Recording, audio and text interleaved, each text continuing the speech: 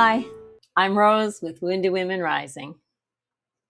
If you've spent any time with me, you'll know that I believe healing doesn't begin by trying harder. It begins with seeing clearly.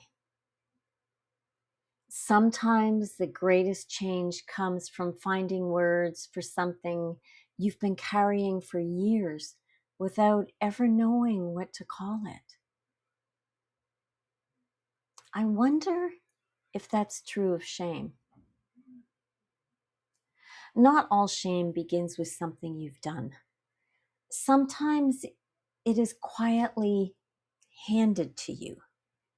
And that's what I'd like to talk about today. Not the kind of shame that comes after making a mistake.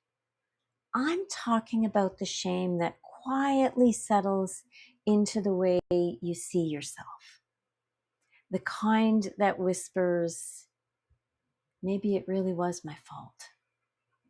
Maybe I am too much. Maybe if I had been different, things would have turned out differently.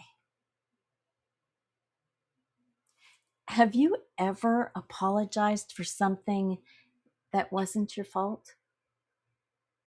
I did that so often, it became a way of life. Have you ever found yourself explaining or defending before anyone had even been critical of you? I spent a lot of time anticipating criticism and making up stories in my head to counter any criticism. Has life ever felt heavy and you couldn't quite understand why? I never even questioned the heaviness. It was my normal. What you may be feeling may not be guilt or even shame. It may not have even started with you. Today, I would like to introduce you to a phrase that has helped me understand this in a completely different way. Borrowed shame. Borrowed shame is what happens when someone repeatedly places the blame for their choices, their anger, their disappointment, or their behavior onto you. At first, it doesn't feel right or true. But when you hear it often enough, especially from someone whose opinion matters to you, you begin to wonder maybe they're right. And little by little, what never belonged to you begins to feel like it does. Imagine living with someone who's had a difficult day at work. They come home angry, they barely speak to you, and the evening feels tense. Later, they tell you, if you were more supportive, I wouldn't be so stressed. And in your mind, you go, what? Another day, they're frustrated about money. Somehow that becomes your fault. They lose their temper. That's your fault too. They forget something important. Again, it's your fault. At first, you question it, and then you explain yourself. But the blame happens over and over again. Eventually, you stop questioning it. You stop asking who is responsible and you start asking what you should have done differently. That is how borrowed shame begins. It isn't something you were born believing. It's something you learned to carry. You turn your attention inward before you've even considered whether you're responsible. This is what shame does. Instead of asking, is that mine to carry?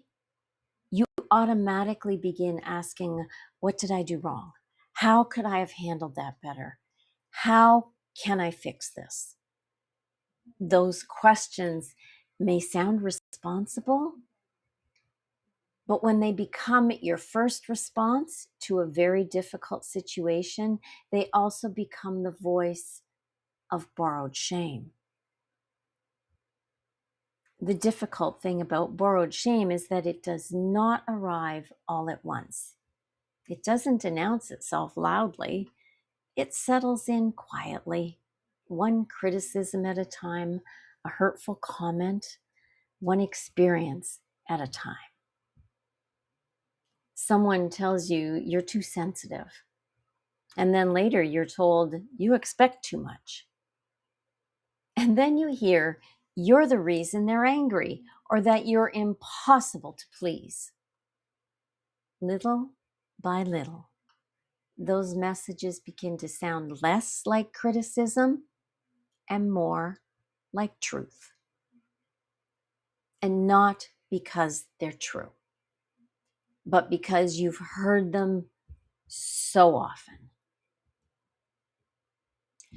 That's one of the reasons borrowed shame is difficult to recognize. It quietly becomes part of the way you think, part of the way you explain what happens around you, part of the way you see yourself.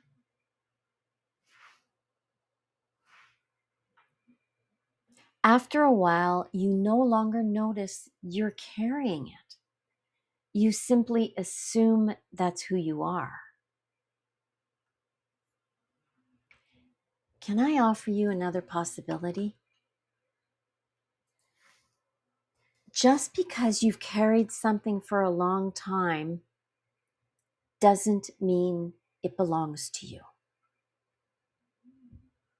Think about that for a moment.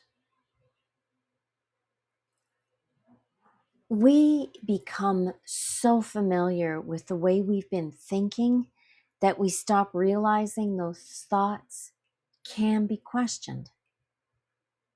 We assume they're simply part of who we are. But what if they aren't? What if the voice that tells you you're not enough, or that everything is your fault, or that you should have known better, isn't telling you the truth? What if it's simply repeating something you've heard so many times that it now sounds like your own voice? That can be a difficult realization, but it can also be a hopeful one. Because if those thoughts were learned, they are not your identity. The reason borrowed shame matters so much is because it doesn't stop at your thoughts. Over time, borrowed shame begins shaping your identity. Not your true identity, but the identity you've learned to live from. You begin seeing yourself as the one who is always at fault, the one who needs to try harder, the one who needs to keep everyone else happy, the one who apologizes first, the one who questions her own judgment. After enough years, you no longer think, I sometimes make mistakes. You begin believing there must be something wrong with me. One of the most beautiful parts of healing is discovering that your identity was never defined by someone else's words. Those words may have influenced how you saw yourself. They may even have shaped the life you believed you could have, but they never had the power to define who you truly are. Now you get to discover who you are. It takes time, it takes courage, it takes curiosity. But I can tell you this, There is no greater gift than discovering the woman who has been there all along. The woman beneath the criticism, the self-doubt, the borrowed shame. She's been there all along, and she is worth discovering. If that's true, and I believe it is, then I'd like to give you permission to ask some different questions. Questions you may not have felt safe to ask before. For a long time, your questions may have sounded like this. What's wrong with me? Why can't I get this right? Why do I keep upsetting people? Borrowed shame has a way of keeping those questions alive. But what if you began asking different questions? What if instead of asking, what's wrong with me, you asked, is this really about me? Instead of asking, how did I fail, you ask, is this really my fault?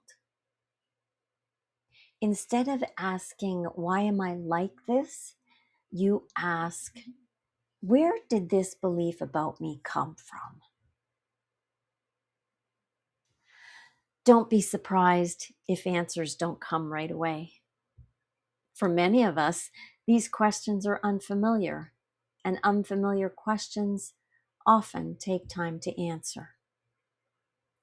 Simply allowing yourself to ask a different question begins opening the door.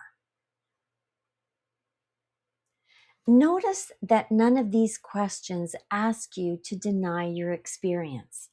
They simply invite you to look at it with a different perspective.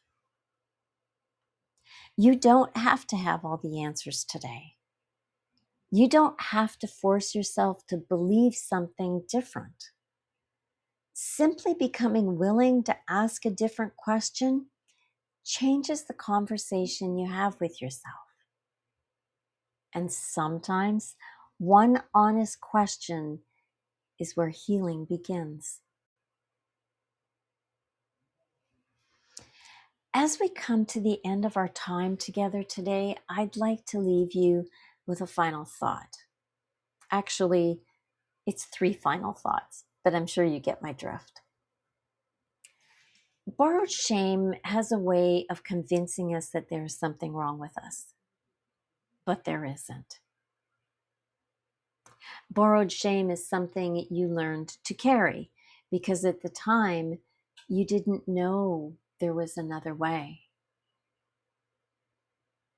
And just because you've carried something for a long time doesn't mean it belongs to you. Perhaps today you won't walk away with all the answers. Perhaps you'll simply walk away with one new question. Is this really my fault? One question has the power to interrupt years of believing something that was never true. Not because it changes everything overnight, but because it opens the door to seeing yourself differently. You deserve to discover the woman beneath the criticism, the self-doubt, and beneath the borrowed shame. That woman has been there all along. Each time you choose curiosity over criticism, every time you ask a different question, every time you offer yourself a little more kindness, you move one step closer to discovering her. And I believe she is worth discovering. As we come to the end of our time together today, I'd like to offer you a blessing. If you're able, gently lower your gaze or close your eyes. Place a hand over your heart. Take a slow, comfortable breath. And allow these words to settle where they are needed most. May you find the courage to question the stories that have weighed heavily on your heart. May you gently recognize the difference between what belongs to you and what never did. May you release the responsibility of carrying what was never yours to carry. May you meet yourself with curiosity instead of criticism. May kindness become the voice you hear most often within yourself. May you discover, little by little, the woman beneath the self-doubt, beneath the criticism, the woman beneath the borrowed shame. May you trust that she has been there all along. May you welcome her with compassion. May you walk beside her with patience. And may you never forget, she is worth discovering. With warmth for your heart and strength for your inner world, that's enough for today. I'll see you next week.